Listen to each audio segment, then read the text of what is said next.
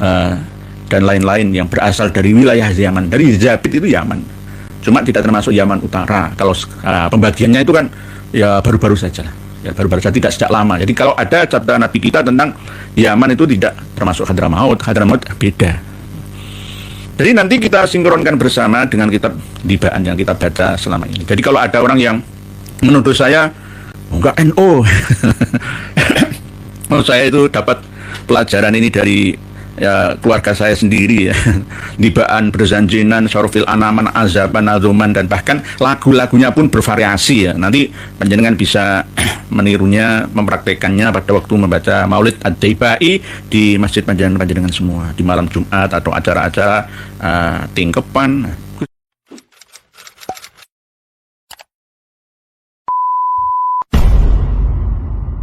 Saudariku semuanya yang berbahagia, alhamdulillah pada kesempatan malam hari ini kita bisa bermuajahah via udara dengan keadaan sehat walafiat. Semoga Allah senantiasa memberikan rahmah, karomah dan maunah kepada panjenengan semua, segenap pemirsa dan pendengar dimanapun berada, dengan senantiasa mendapatkan suasana lahir dan batin yang berbahagia, nikmat yang tiada tara, semakin meningkat kualitasnya bersama dengan anggota keluarga dan bahkan sampai nanti dzurriyyah panjenengan semua. Pada kesempatan yang penuh dengan kedamaian ini, kita akan mengulas dari sisi tracking atau pelacaan, penelusuran dan penelitian yang kami lakukan tentang keberadaan dari marga Ba'alawi yang ada di Hadrami dan pada wilayah Yaman secara keseluruhan, dengan melalui kitab karya dari Imam Ad-Daibai sendiri, yakni kitab Nasrul Mahasin Al-Yamaniyah fi Khasaisil Yaman wa Nasabil Qahtaniyah. Kitab ini sudah kami bagikan kepada panjenengan semua, bisa panjenengan download ataupun mutolaah. Dibuka saja di haizin.com di bawah video kita. Ini adalah kitab sejarah dari karya Imam Ad-Daibai, Syekh atau Imam Abdurrahman bin Ali bin Muhammad Ad-Daibai atau Ad-Daibai. Beliau dilahirkan pada tahun 1461 Masehi dan wafat pada tahun 1537 Masehi. Kalau Hijriahnya 866 Hijriah, wafatnya 944 Hijriah. Usia beliau kurang lebih 79 tahun. Tidak hanya beliau seorang penyair ya, seorang Sunni Syafi'i ya, seorang tokoh, begitu juga beliau seorang mu'arrikh, ahli sejarah Yaman, dan seorang muhaddis atau ahli hadis. Banyak yang mengambil ilmu hadis dari beliaunya. Jika dihitung angka masa hidupnya dengan tahun di mana tokoh-tokoh Ba'alawi, khususnya Syekh Ali bin Abu Bakar As-Sakron, begitu juga Imam At-Tahawi, Imam Ahmad bin Abdul Latif Asy-Syirzi Az-Zabidi, ya, muasir sezaman, walaupun lokasinya berjauhan. Dari Zabid kota ke Tarim itu perkiraan 900 kilometeran. Berarti ya dari Banyuwangi ke antara Cirebon Jakartaan ya 900 kilometeran. Ini menandakan bahwa Imam Abdurrahman Ad-Daibai tidak menulis ya tokoh-tokoh terkenal, ahli fikih kah, ahli hadis kah, ahli tasawuf kah dari kalangan Ba'alawi. Nanti panjenengan bisa baca sendiri.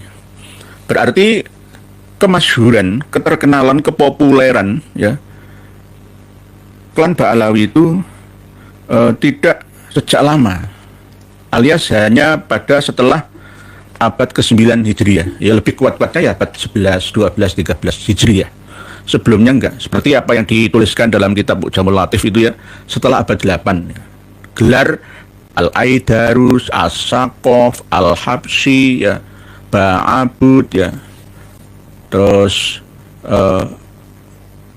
marga-marga Basau dan lain sebagainya, itu hanya diberlakukan setelah abad 8 itu. Jadi tidak surah al-istifadhah sejak awal. Dan bahkan di dalam kitab Nasrul Mahasin Al-Yamaniyah ini, ketika beliau Imam At-Taibai mencatat nama-nama para wali ya, orang-orang yang hidup sebelumnya ya, tidak ada satupun dari kalangan Ba'alawi yang dicatatnya. Tetapi di Muqaddimah kitab Nasrul Mahasin ini oleh Ahmad Ratib Hamush, ini seorang doktor ya, yang mensyarahi kitab Nasrul Mahasin ini dengan nama Nasrul La'ali As-Saniyah fi Nasril Mahasin Al-Yamaniyah.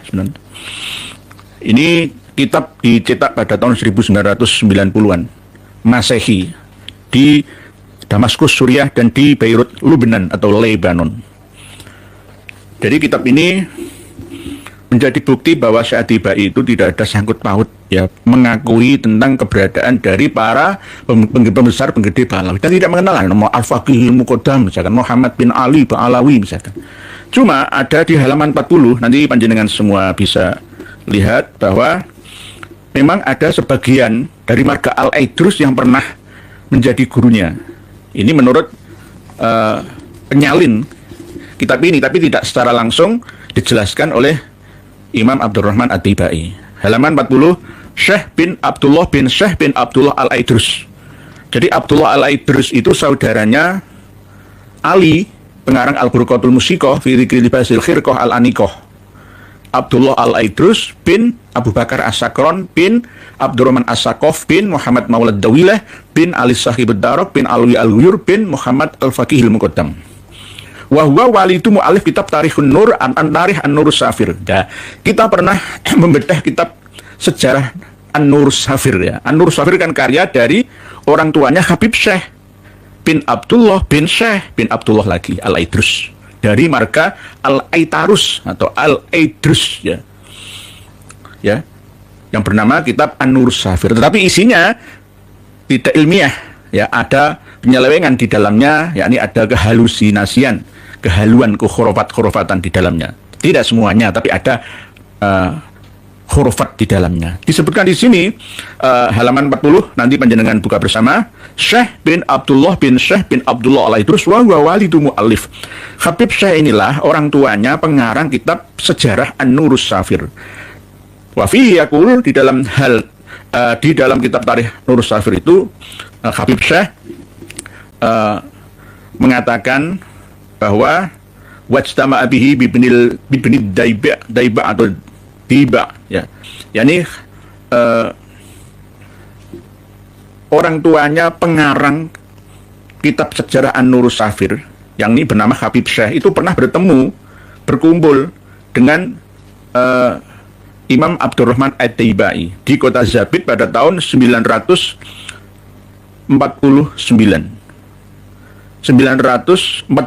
mohon maaf, dan pernah mengambil ilmu darinya. Wa akhudha anhu, tapi wa huwa faqihun yamaniyun. Habib Syekh bin Abdullah, orang tuanya pengarang kitab An-Nur Safir itu faqihun Yaman, seorang yang cerdas di Yaman, tetapi dilahirkan di Tarin min biladi Hadramaut, dan wadahol al-Hindi, masuk ke negara India pada tahun 958, fa'aqoma biha, dan mukim di India. Jadi kalau memang Habib Ba'alawi yang ada di Indonesia ini ada bagian dari daerah India, itu ya memang nggak salah. Ada sebagian dari sejarawan Indonesia yang mengatakan bahwa masuknya Islam ke Nusantara ini dibawa oleh orang-orang India, itu ya ada sedikit kebenarannya. Ya karena memang dari India itulah transitnya para dai-dai dari Timur Tengah. Jadi misalkan kayak imamah ya, kupluk yang dipakai Habib pun rata-rata seperti kaum Syekh, dan diantaranya kaum Syekh yang ada di India itu ya seperti kasta-kasta ya, sama, ada kasta Brahmana tertinggi, Ksatria kedua, lalu Waisa, ada Sudra, dan bahkan ada Parya atau Dalitnya juga. Jadi disebutkan di sini, tapi yang menyebutkan ini bukan Imam Abdurrahman At-Taibai sendiri, tetapi oleh penyalinnya, yakni Ahmad Ratib Hamush, seorang doktor ya, dari Suriah. Terus watufiya fi Ahmad Abad, meninggalnya Habib Syekh ini meninggal di Ahmad Abad di Bilhindi di tanah India. Wa min kutubihi al-Yaqdun Nabawi, begitu juga Habib Syekh ini punya karya kitab yakni Al-Uqadun Nabawi Wasiril Mustafawi, yakni kitab Al-Uqadun Nabawi Wasiril Mustafawi wa ghairihi dan lainnya. Hanya ini yang disebutkan. Tetapi ketika kita masuk ke inti dari kitab Asrul Mahasin karya dari Imam Abdurrahman At-Taibai ini tidak kita jumpai nama-nama dari Habaib Ba'alawi. Padahal seharusnya ya keterkenalan, kesuruh dan istifadhan Ba'alawi yang ada di Yaman itu bisa terdengar sampai jarak antara 700 kilometeran. Jadi antara Maulid At-Taibai ini dengan kitab Asrul Mahasin ini sama-sama satu pengarangnya. Jadi tidak percaya ya tidak ada. Ya di sini hanya disebutkan seorang faqih minal Yaman, seorang yang cerdas dari Yaman, dilahirkan di Tarim, ini Habib Syekh bin Abdullah bin Syekh bin Abdullah Al-Aitarus atau Al-Aidrus itu. Jadi kalau ada perampasan ya qasidah-qasidah itu jelas tidak masuk akal. Karya Imam Abdurrahman At-Taibai kok malah dirampas menjadi milik dari Habib Abdullah bin Alwi Al-Haddad yang beda masanya. Kan jelas tidak sesuai ya. Ini dibuat-buat sendiri. Ini merampas. Dan Imam At-Taibai sendiri ya tidak pernah mengakui, di dalam kitabnya ini nggak ada As-Syarif, As-Sayyid dari marga-marga Ba'alawi. Dan di halaman 100 fasal Al-Awliya'u fil Yaman wal ulama'ul akhyar wal fudala'ul abrar fihi, dicatat semua, nggak ada. Jangan nanti baca sendiri, dikira nanti saya menfitnah. Wa amma fi zuhuri wa amma man zuhara fihi minal awliya faminhum al-Khidir. Bahkan Nabi Khidir itu dicatat. Balya Ibnu Mulkan itu dicatat di sini. Balya Ibnu Mulkan oleh Imam Abdurrahman At-Taibai itu dicatat di sini.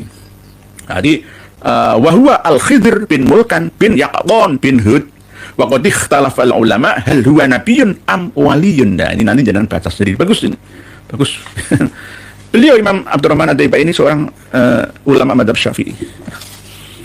Cuma kadang-kadang kita ini ya tidak boleh ya satu mazhab saja. Ahlussunnah wal Jamaah itu kan ya di antara 4 mazhab itu. Seperti misalkan bagi walatul amri, misalkan bagi pemimpin di satu wilayah Islam yang menerapkan syariat Islam, kalau menurut mazhab Syafi'i harus membunuhi ya, orang-orang yang meninggalkan sholat atas alasan kaselan atau malasan.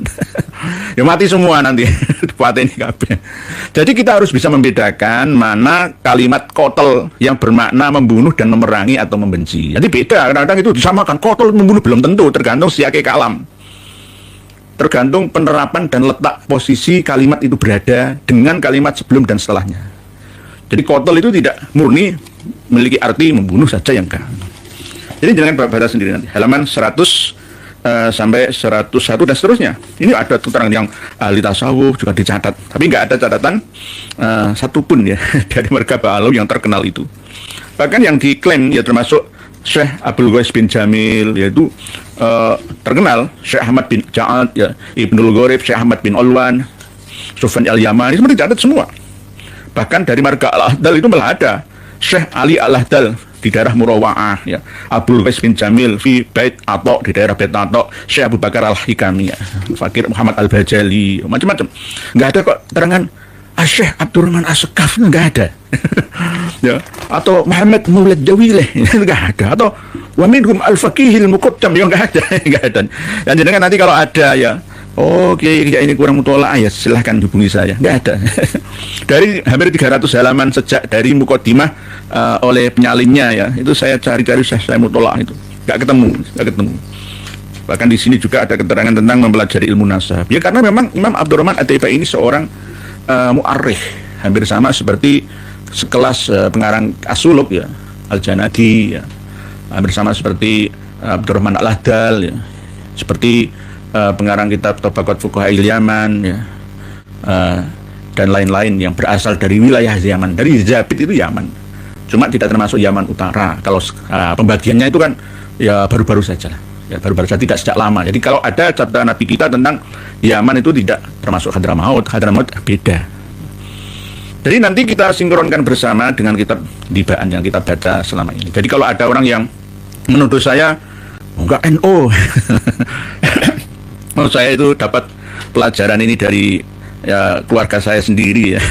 Nibaan, berzanjinan, syarofil anaman, azaban, azuman, dan bahkan lagu-lagunya pun bervariasi ya. Nanti panjenengan bisa menirunya, mempraktekannya pada waktu membaca Maulid Ad-Daibai di masjid panjenengan semua di malam Jumat atau acara-acara tingkepan. Gus Haji Jazuli, rumah Habib Al-Kemi ada di Sidratul Muntaha Habib.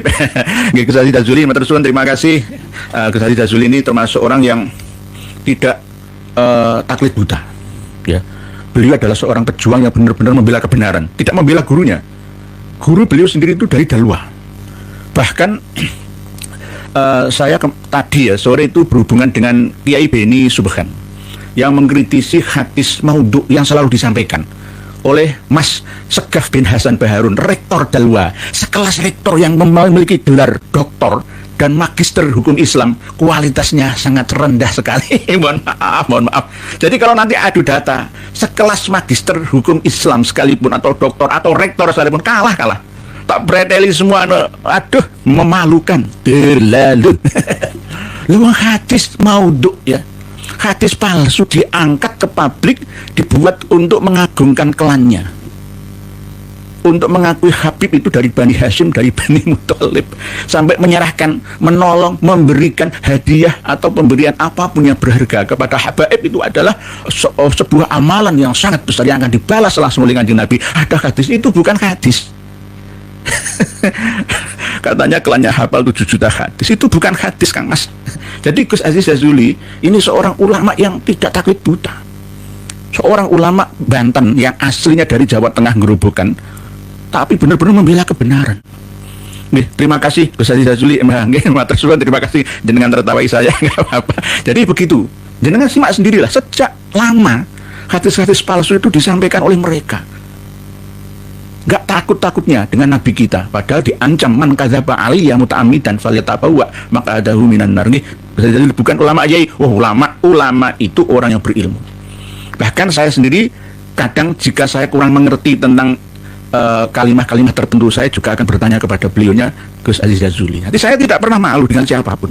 Yang adik kelas saya, adik jauh dari saya pun saya akan bertanya, karena saya adalah orang yang gila ilmu pengetahuan.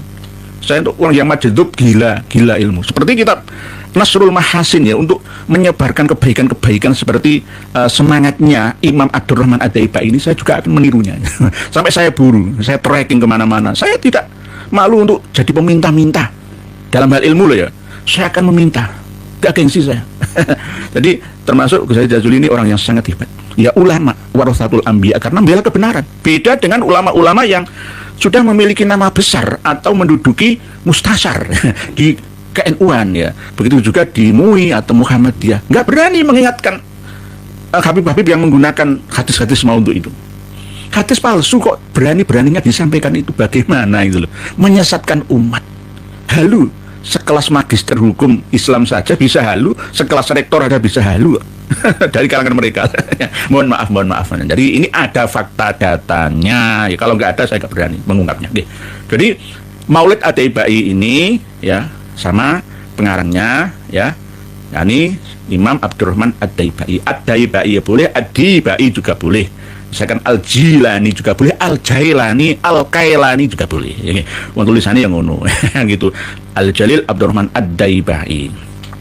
Ya Rabbi sholli ala Muhammad. Ya ini kan selingan ya, biar masuk tegang terus kan gak enak. Ini ngaji kan pada sana. Ya Rabbi sholli ala Muhammad, ya Rabbi sholli alaihi wasallim, ya Rabbi sholli ala Muhammad, ya Rabbi sholli alaihi wasallim, ya Rabbi warda anis sahabah, ya Rabbi warda anis sulalah, ya Rabbi warda anil masyayikh, ya Rabbi farham walidina. Lagu pertama ya, ini sudah kami bagikan kepada panjenengan semua. Lagu pertama. Lagu kedua, ya Allah ya Rabbi, tambah Allah, sholli ala Muhammad. Nggak ditambahi Allah nggak apa-apa, Ya Rabbi, Salli ala Muhammad. Ya Rabbi, Salli alaihi wasallim. Ya Rabbi, warhamna jami'a. Ya Rabbi, warham kulla muslim. Ya Rabbi. Lagu kedua. Ini sebenarnya yang pas menyampaikan itu Syarif Zulfikar Asy-Syaibani Al-Idrisi Al-Hasani. Harusnya ya, kalau saya ini kan ya cuma membantu beliaunya. Lagu kedua. Sekarang lagu ketiga. Ya Rabbi Sholli ala Muhammad. Ya Rabbi Sholli alaihi wasallim. Lagunya hampir sama seperti Ya Rasulullah. Lagu ketiga. Sekarang lagu keempat. Seperti lagu Banyuwangian Kelangan.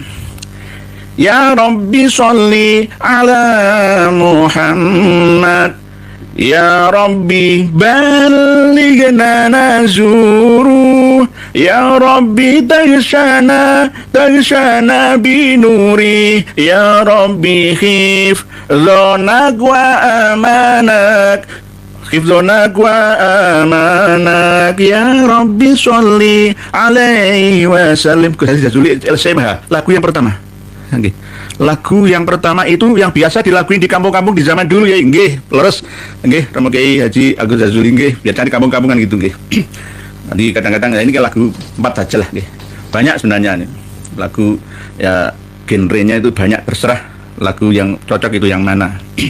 Ya Rabbi, Sholli ala Muhammad. Lagu kelima. Ya Rabbi, Sholli alaihi wasallim. Ya Rabbi, nakhtim bil musyafa'. Ya Rabbi, Sholli alaihi wasallim. Jadi 5 lagu saja. Kalau Ya Rasulullah ini yuqra'u qoblal maulid sudah. Kemarin sudah kami sampaikan. Lagunya bebas. Yang penting nggak fals gitu saja. Bisa lagu seperti lagu Nusantara. Ya Rasulullah, salamun alaik ya rafi'asya, dan seterusnya. Terserah, lagunya banyak. Ini bagian daripada karya Al-Imam Al-Jalil Abdurrahman Ad-Daibai. Jangan salah ketika kita menerima informasi. Nanti kalau Maulid Ad-Daibai ini tidak ada beredar di Indonesia ini, maka akan diganti menjadi kitab karya dari Muhyiddin Ba'alawi, dan Ba'alawinya sendiri Diwan Al-Imam Al-Haddad, seperti yang kami sampaikan ke panjenengan semua kemarin malam itu. Jadi kembali ke kitab Nasrul Mahasin karya Al-Imam Abdurrahman Ad-Daibai. Jadi beliau tidak mengakui tidak ada, padahal beliau seorang yang berada ya di daerah sana sendiri gitu. Jadi tidak jauh dari Tarim lah ya. Zabit Tarim itu ya kalau perbatasannya ya cuma 750 kilometeran lah ya. Ya kalau dari Surabaya ke Pati itu 300 km, ke Semarang 400, Pekalongan ya antara Surabaya Pekalongan Brebes itulah ya. Masa nggak mendengar dulu walaupun nggak ada telepon kan mesti wong ini seluruh wilayah Yaman ya, bahkan sampai Oman ya, itu sudah tercatat semua. Di sini nggak ada. Ya, ada bani-bani semua, nggak ada bani Alawi. Al-Babur Rabi fi dzikri buduni Qahtan. Jadi dari marga Qahtan, dari keturunannya Qahtan, Imam Abdurrahman Ad-Daibai itu. Wa masakinihim fil Yaman wasyam wa ghairihima minal buldan wa bayani qabail Khimyar wa Kahlan. Jadi Bani Khimyar juga disebutkan di sini semua. Jadi Imam Abdurrahman Ad-Daibai ini juga ya seorang mu'arrikh ya, ahli sejarah. Padahal beliau hidup pada abad 9 dan 10 ya, muasir dengan Habib Ali bin Abu Bakar As-Sakron ya. Harusnya kan ya mengenal nama-nama orang terkenal di antara Habib Alawi itu. Bani Al-Hadal ada yang beliau cantumkan, tetapi kalau dari Ba'alawi atau Bani Jadid atau Bani Basri itu nggak ada. Ini dari Imam Mazhab Syafi'i. Jadi nanti jenengan buka sendiri, jenengan teruskan. Ini ada bab yang ke-7 fi dzikri halaman 203 ya. Fi dzikri wasobi wa man fihi fi dzikri wisob wa man fihi minal qabail wal ma'rufin wal ulama'i sholihin. Nah, ini ada keterangan tentang tasamuk ya, mendengar secara kepopuleran ya, tentang misalkan Ba'alawi. Tapi sini nggak menyerangkan tentang Ba'alawi. Fi jawazih kayatin nasabi bitasamu. Misalkan jika dirunut secara pas itu keturunan orang Yaman itu apakah asli keturunan Nabi Hud, Nabi Soleh misalkan, Nabi Handolah atau mana, ya belum tentu bisa dilacak secara akurat. Karena memang manusia itu kebanyakan meyakini bahwa seluruh penduduk di bumi ini, seluruh umat manusia itu berasal dari Nabi Adam yang satu, min nafsin wahidatin wa khalaqa minha zawjaha itu. Tapi sebenarnya tidak.